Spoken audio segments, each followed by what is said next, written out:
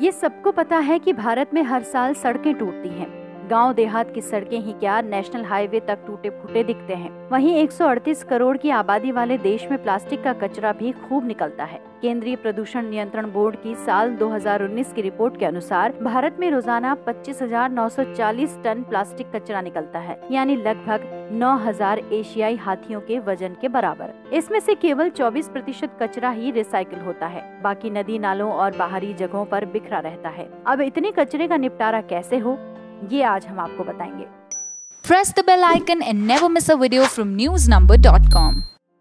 Plastic धीरे धीरे सभी मानव आवश्यकताओं का एक अभिन्न अंग बन गया है। प्लास्टिक कैरी बैग, पैकेजिंग सामग्री, बोतलें, कप और कई अन्य वस्तुओं ने धीरे धीरे प्लास्टिक के फायदों के कारण अन्य सामग्रियों से बनी हर चीज को बदल दिया है। प्लास्टिक टिकाऊ, उत्पादन में आसान, हल्का, अटूट, गंधहीन और रासायनिक प्रतिरोधी होता है, लेकिन प्लास्टिक डिकम्पोज नहीं होता। ये इसकी सबसे बड़ी कमी है। प्लास्टिक कचरा आमतौर पर देश भर में देखा जाता है और कई समस्याओं का कारण बनने लगा है। प्लास्टिक के कचरे से नालियां भर जाती हैं, जिससे बाढ़ आती है। ये उन जानवरों को मारता है जो प्लास्टिक की थैलियां खाते हैं। खेतों में पाए जाने वाले प्लास्टिक अंकुरण को रोकते हैं और सालों जल के अवशोषण को रोकते हैं। प्लास्टिक को केवल 3-4 बार ही रिसाइकिल किया जा सकता है और प्लास्टिक के ज्यादा पिघलने से जहरीला धुआं निकलता है। नवंबर 2015 में सरकार के एक आदेश ने देश के उन सभी रोड डेवलपर्स के लिए सड़क निर्माण के लिए बिटुमिनस मिक्स के साथ बेकार प्लास्टिक का उपयोग करना अनिवार्य कर दिया था। ऐसा भारत में प्लास्टिक कचरे के निपटान की बढ़ती समस्या को दूर करने के लिए किया गया।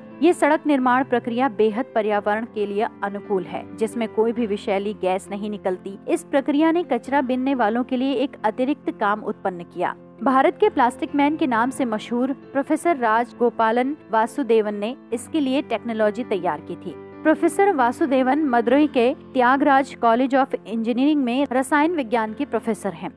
सड़क निर्माण के लिए उपयोग किए जाने वाले प्लास्टिक अपशिष्ट पदार्थ प्लास्टिक के कैरी बैग, प्लास्टिक के कप, आलू के चिप्स के लिए प्लास्टिक पैकेजिंग, बिस्किट, चॉकलेट आदि जैसे कई आइटम हैं। प्लास्टिक अपशिष्ट से रोड बनाने की पूरी प्रक्रिया बहुत सरल है। प्लास्टिक अपशिष्ट पदार्थों को पहले श्रेडिंग मशीन का उपयोग करके एक विशेष आकार में ढाल दिया जाता है। कुल मिश्रण को 665 डिग्री सेल्सियस पर गर्म किया जाता है और मिश्रण कक्ष में स्थानांतरित किया जाता है और बिटुमेन को 160 डिग्री सेल्सियस तक गर्म किया जाता है ताकि परिणाम अच्छा हो सके। हीटिंग के दौरान तापमान की निगरानी करना बहुत जरूरी है। कटा हुआ प्लास्टिक कचरा तब कुल में जोड़ा जाता है। ये ऑयली लुक देते हुए कुल मिलाकर 30 से 60 सेकंड के भीतर एक सामान हो जाता है। प्लास्टिक अपशिष्ट लेपित समुच्चय को गर्म कोलतार के साथ मिलाया जाता है और परिणाम स्वरूप मिश्रण का उपयोग सड़क निर्माण के लिए किया जाता है। सड़क बिछाने का तापमान 110 डिग्री सेल्सियस से 120 डिग्री सेल्सियस के बीच है।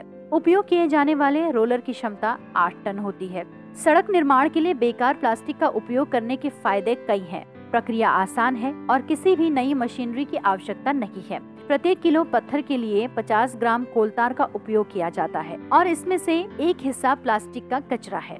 इससे बिटुमन के उपयोग की मात्रा कम हो जाती है। प्लास्टिक समग्र प्रभाव मूल्य को बढ़ाता है और लचीले फुटपाथ की गुणवत्ता में सुधार करता है। प्लास्टिक कचरा सड़क की ताकत बढ़ाने में मदद करता है, जिससे सड़कों के टूटने के आसार कम होते हैं। इन सड़कों में बारिश के पानी और ठंडे मौसम के लिए बेहतर प्रतिरोध है। क्योंकि सड़कों के एक छोटे से हिस्से के लिए बड़ी मात्रा में प्लास्टिक कचरे की आवश्यकता होती है, इसलिए चारों ओर बिखरे प्लास्टिक कचरे की मात्रा निश्चित रूप से कम हो जाती है। इस काम के लिए घरों, कार्यालयों और भोजनालयों से एकत्र किए गए प्लास्टिक कचरे को टुकड़ों में काट दिया जाता है, जो लगभग 5 किलोमीटर की दूरी पर कोलतार के मिश्रण में मिलाया जाता है। दिल्ली में कई सड़कें हैं जिन्हें प्लास्टिक के साथ साथ अन्य सामग्रियों के साथ बनाया गया है। 2008 में पहली बार राष्ट्रीय राजधानी में सड़कों को खोदने के लिए प्लास्टिक कचरे का उपयोग किया गया था।